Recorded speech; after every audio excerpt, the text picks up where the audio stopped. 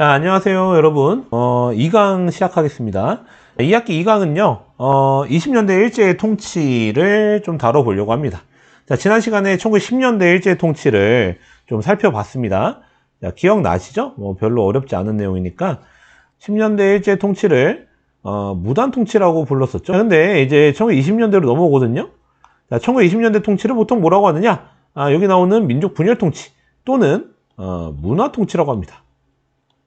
자, 이러한 기본적인 시대 명칭 좀 알아두시는 게 좋을 것 같아요.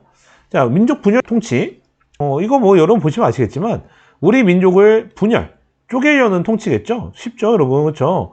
근데 왜 일본이 우리나라 사람들의 동의를 얻지 않고 강압적으로 통치하다가 우리나라 사람들을 분열시키거나 또는 좀 더 문화적인 무단 통치보다는 좀 더 유해지는 그런 통치를 왜 하려고 했느냐?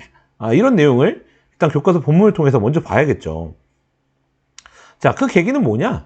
이런 우리 이미 배웠지만 여기 나와 있는 3.1운동이 그 계기였다. 그렇죠?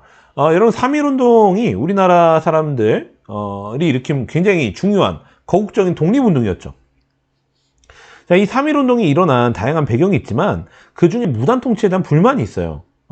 자, 그러니까 일제는 그걸 알기 때문에 일제가 무단 통치를 바꾸지 않으면 또다시 이런 거국적인 독립운동이 또 발생할 수 있겠구나, 이런 판단을 한 거죠. 자, 그래서 일제는 식민 통치 방식을 문화 통치로 바꿉니다.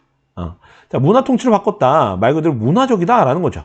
야만적인 통치가 아니라 문화적인, 문화인으로서 통치를 해주겠다, 너희를 하나의 인간으로서 대우를 해주겠다, 이런 걸 얘기를 하는 거죠. 자, 그러면 어떻게 통치하는 게 문화 통치냐라는 게 여기 아래 문단에 바로 나와 있죠. 자, 뭐냐면 쉬워요, 여러분. 일제가 뭐라고 하냐면, 야, 너희 조선 총독이 장군, 군인 출신이니까 무서웠지? 그러니까 이제 문관, 일반적인 정치인을 총독에 임명될 수 있게 해줄게. 자, 이런 약속. 그다음에 두 번째 뭐냐?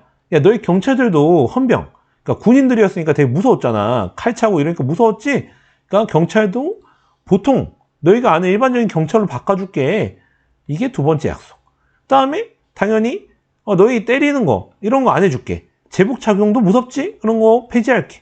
이게 여러분 보통 경찰제로 바꾸면서 같은 맥락이라고 보시면 될 것 같고요. 그 다음에 세 번째 뭐냐? 너희 그 다음에 많이 답답했지? 뭐 언론 출판 집회 결사의 자유도 우리가 다 금지했으니까 너희 되게 힘들었잖아. 그래, 너희 그러면 원하는 단체 만들 수 있게 해줄게. 집회 원하면 할 수 있게 해줄게. 막 이렇게 일부 그런 자유를 좀 풀어줍니다. 자, 그렇게 되면서 등장한 게 뭐냐면 여러분이 많이 들어봤던 조선일보나 동아일보 같은 언론사가 등장을 하는 거죠. 그 외에도 다양한 사회운동 단체가 등장하게 됩니다. 자, 근데 여러분 이러한 문화통치의 내용들이 좋아 보이긴 해요. 그 다음에 어느 정도는 그 약속을 지킨 것도 있죠. 하지만 대부분은 그대로 지키지 않습니다. 왜냐면 일본이 바보가 아니잖아요. 일본이 진짜 우리를 위해서 문화적인 통치를 하겠냐고. 우리 불만만 좀 달래려는 거죠. 그냥 기만적이다. 그러니까 우리나라를 속이는 겁니다. 그 실상은 뭐냐? 여기 아래 나와 있죠. 이 실상을 아는 게 더 중요하겠죠. 자, 보시면 문관 총독을 우리나라 일제강점기 끝날 때까지 단 한 명도 임명하지 않아요. 그 다음에 보통 경찰 하는 거 좋지. 근데 오히려 그 제도를 확대합니다. 인원도 확대하고요.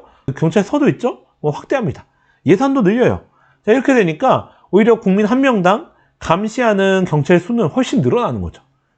이런 1군 1경찰서, 뭐 1면 1주재소 이런 식으로 해가지고 더욱더 촘촘하게 우리나라 사람들을 감시하려고 합니다. 그 다음에 아까 언론의 자유 같은 거 허용하잖아요. 그래서 신문 발행이 허용되긴 하지만 검열을 하는 거죠, 검열. 그러니까 우리나라 사람들이 신문을 발행하기 전에 내용을 먼저 검토하는 거예요. 검토해서 일제의 마음이 들지 않는 기사는 삭제해버리는 거야. 또는 압수하거나 정간, 멈춰버리는 거죠. 발간하지 못하게 하는 겁니다. 여러분, 이게 무슨 언론의 자유입니까, 사실. 자, 아무튼. 자, 이런 식으로, 우리나라 언론의 자유를 허용했다고 하지만 사실상 의미가 없다. 또 하나 뭐냐면, 여기 나오는 치안유지법 있죠? 자, 이거는 명분은 뭐냐면, 당시 3.1운동 이후에 우리나라에 들어온 사회주의 그 사상을 탄압하겠다는 거예요. 왜냐면 자본주의 국가 입장에서는 사회주의가 들어오면 평등을 추구하고 공유재산 같은 걸 주장하고 하잖아요. 자, 그러니까 사회 질서를 흔들 수 있다라고 하기 때문에, 그래서 사회주의가 퍼지면 치안이 불안할 수 있다, 이런 명분으로 치안유지법을 발표하는데요. 근데 이건 사실 당시 우리나라 많은 독립운동가들이 사회주의를 지향하는 경우가 많았거든요. 그러니까 이 얘기는 결국 사회주의를 지향하는 많은 독립운동가, 독립운동 단체를 탄압하겠다는 겁니다. 그러니까 뭐 결사의 자유, 집회 자유를 허용하겠다고 했지만 뭐 치안유지법 같은 거 하면서 오히려 우리나라의 독립운동을 더욱더 탄압하려고 했다라는 거죠. 그래서 굉장히 기만적인 술책이라는 게 그런 의미가 있다는 거 아시면 좋을 것 같고요. 자, 그런 기만적인 술책은 여기 오른쪽에도 계속 이어서 나오죠. 뭐 여러 10년대에 뭐 중추원이 나왔었죠. 근데 이미 얘기했지만 중추원은 실제로 소집된 적이 한 번도 없고 다 친일파로 구성됐다고 했죠. 근데 20년대 오면요, 좀 더 일본이 실질적인 너희의 정치 참여를 허용해 줄게 하면서 지방자치제를 실시하는 것처럼 좀 뭔가 보여주려고 해요. 그러면서 부면협의회 또는 뭐 도평의회 이런 거 설치하죠. 자, 이런 거 설치해서 너희 지방자치 할 수 있게 해줄게, 뭐 이런 약속을 합니다. 근데 사실상 의결권이 없어. 그러니까 어떤 정책을 결정할 권리가 없어요. 그냥 자문기구야. 총독부의 자문기구일 뿐인 거죠. 그리고 10년대 중추원처럼 사실상 친일 인사로 구성됐을 뿐입니다.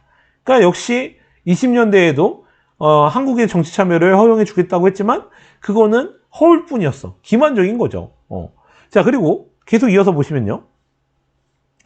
교육 부분도 마찬가지예요. 교육도, 야, 너희 교육 그동안 많이 제한하니까 불만이 많았지? 그래, 그러면 보통교육의 교육연한을 늘려줄게.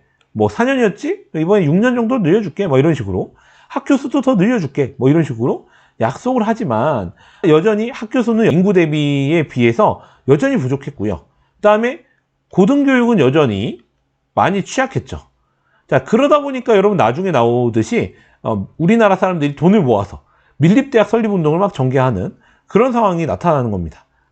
그래서 일본은 겉보기에는 다 그럴듯하게 우리나라 사람들을 위해서 뭔가 다 풀어주는 식으로 약속을 했지만 실상 의미가 없는 그런 정책이었다. 근데 또 효과는 있었어요. 왜냐하면 일본이 강압적으로 하다가 좀 유하게 풀어주니까 어떤 사람들은 그래, 일본의 통치, 일본의 허락 하에서 제한된 자유를 우리 만끽하자. 그래서 일본한테 협력하는 사람들이 등장을 하죠. 본격적으로 20년대부터 일제협력자가 양성되기 시작합니다.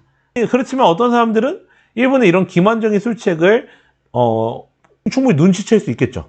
눈치채고, 야, 그건 일제가 우리나라 불만만 잠재우려고 하는 그런 기만적인 술책이야, 거기에 속으면 안 돼 하는 사람도 있겠죠. 자, 그렇게 되면서 우리나라 사람들 내부에서 일제에 협력하는 친일파, 우리나라 내부에서 일제에 협력하지 않는 계속 독립운동을 하는 사람들, 이런 식으로 우리 민족을 부전시키는데 성공을 하게 됩니다.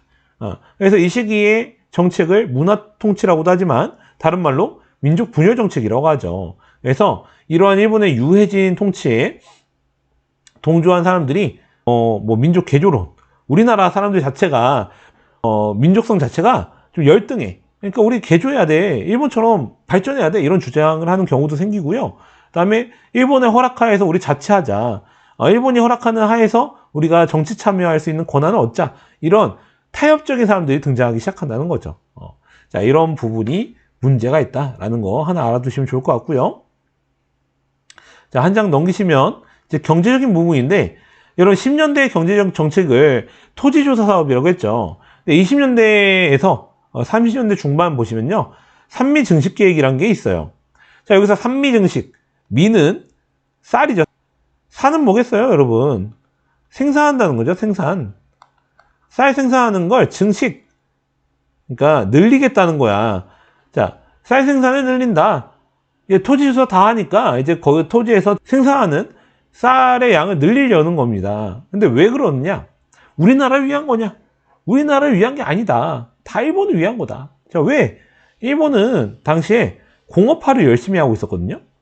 자, 공업화를 하다 보니까 공장을 많이 지어야 돼. 공장을 많이 짓고 노동자가 많아져야 돼. 그래서 도시인구가 증가한단 말이야. 그러니까 쌀 수요는 증가해요. 근데 도시인구가 증가한다는 건 반대로 농촌인구가 준다는 거야. 그러니까 일본은 자체적으로 농업 생산해서 일본의 어떤 뭐 노동자들의 쌀 수요를 충당하기가 어려운 것도 있고요. 그 다음에 일본 쌀이 비싼 게 있죠. 우리나라 쌀보다. 그래서 일제는 우리나라에서 쌀을 많이 생산해서 싼 가격에 우리나라 쌀을 많이 사가려는 자, 그런 정책을 추진한 거예요. 자, 그게 바로 산미 증식 계획인데, 근데 문제는 뭐냐면요. 당시 우리나라에서 충분한 쌀 생산량이 뭐 이루어진 게 아니었어요. 자, 그래서 일제는 본인들이 좀 사가기 위해서라도 우리나라의 쌀 생산량이 늘어날 필요가 있어요. 그래서 보시면 품종도 바꾸고요. 비료도 사용하게 하고요. 그 다음에 많은 밭을 논으로 바꾸고요. 그 다음에 수리시설을 만들려고 해요. 수리시설이라는 건 물을 가둬놓거나 하는 그런 시설을 얘기하는 거죠. 그래서 뭐 앞에 나온 것처럼 저수지, 제방 같은 걸 얘기하는 거야. 근데 그런 걸 만들려면 많은 돈과 인력이 필요하겠죠. 그래서 사람들을 모아요. 자, 그런 걸 수리조합이라고 하죠. 자, 근데 문제는 뭐냐? 문제는 왼쪽 도표에 되게 적나라하게 나오는데, 자, 이렇게 토지조사 사업을 야심차게 했지만 쌀 생산량이 늘지를 않아.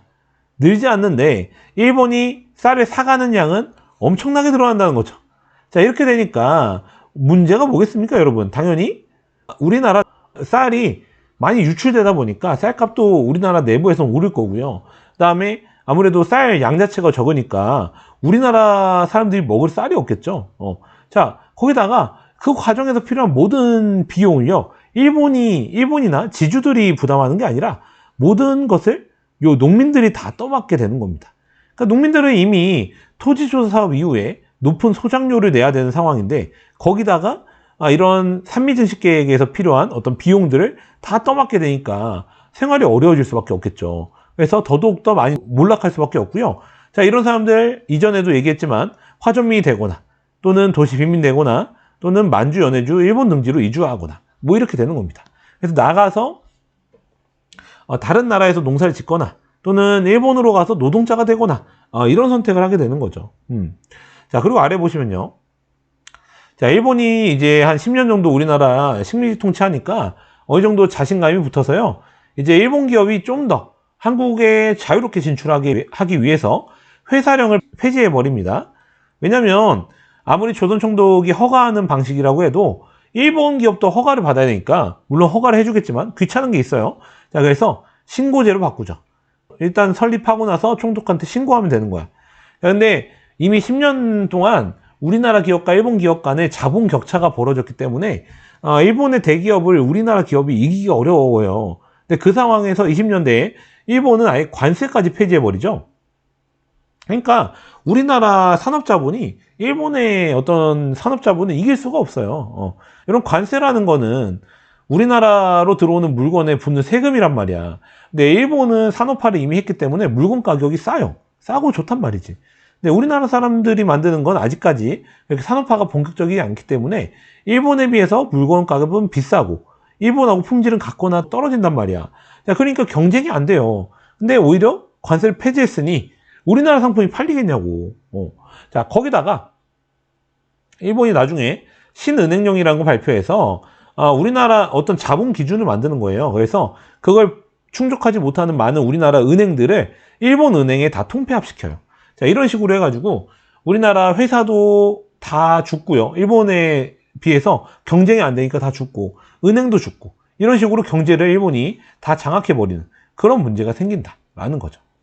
자, 그런 문제가 뭐 여러분 여기 보시면 다 나오죠. 생산액 자체가 크게 차이 난다는 거 나오잖아요. 자, 이런 식으로 20년대의 내용을 우리가 한번 쭉 살펴봤습니다. 그래서 20년대는요, 지난번 1강 때에 비해서 차이가 많이 나죠. 10년대에는 무단 통치를 했잖아요. 그렇죠? 무단 통치했는데 20년대에는 이거 안 되니까 문화적인 통치, 유한 통치를 하죠. 또는 민족 분열 통치를 하고요. 자, 10년대에는 토지 조사를 했죠. 토지를 조사하는 그런 경제정책을 했지만 어느 정도 조사 다 끝내니까 20년대에는 우리나라한테서 본격적으로 쌀을 뺏어가려는, 이게 여러분 쌤한테 가려서 안 보이겠다, 그렇죠? 산미 증식 계획을 하게 되는 거죠. 그다음에 뭐 여러분 10년대에는 회사령을 했지만 20년대에는 그 회사령을 폐지해버리는 이런 거 있죠. 그러니까 다른 내용을 조금 까먹더라도 여러분 대표적으로 요 세 가지 정도로 대비해서 10년대, 20년대 일제 통치를 비교하시면 좀 더 나중에 문제 풀기는 더 좋을 수 있을 것 같아요. 그래서 자, 오늘 내용은 여기까지 살펴보고요. 혹시 질문 있거나 하면 학교 와서 여러분 물어보도록 하세요. 자, 수고했습니다, 여러분.